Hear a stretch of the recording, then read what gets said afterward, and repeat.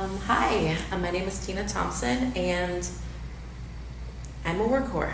Um, I used to work for, one employer like anyone else, and I was very committed and very faithful to that employer until, things happen. So now I find myself, I work for two or three, sometimes even four employers in 1 week. And I found that no task is too small, no assignment's too strange, that I won't do it because I really need money. I'm glad to be here because I see that there are others like me, but, I can't stop temping. And I think I need help.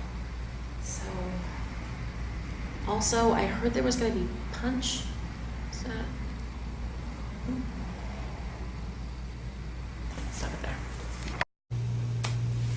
So you've just seen a little bit of my painful life. I am a work whore, but there's a lot of us, temp workers, doing it every week, starting a new assignment, like you're starting a new school, finding out where the cool kids sit, what rules you can and can't break, what the weirdness is specifically to that assignment, and more importantly, what will get you beat up at 3 o'clock at the flagpole.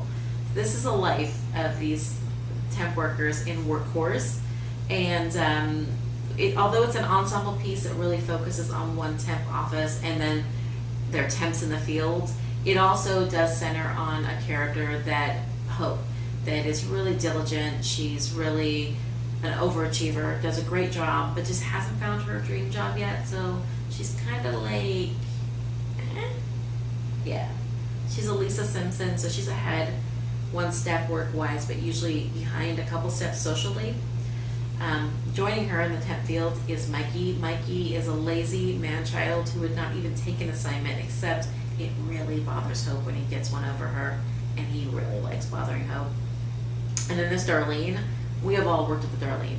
Darlene is over 50 and thinks that she has temp seniority because of her experience, I guess, because she has the same position and title as the other guys and the same pay, but still feels that she's senior. And rounding it out is Crystal. Crystal is the friendliest, sweetest girl you'll ever meet. She is a black actress who likes to use her receptionist gigs to do a little bit of character study. So she might go up to one of her coworkers and ask, like, what is it like to be in the soul of an accountant?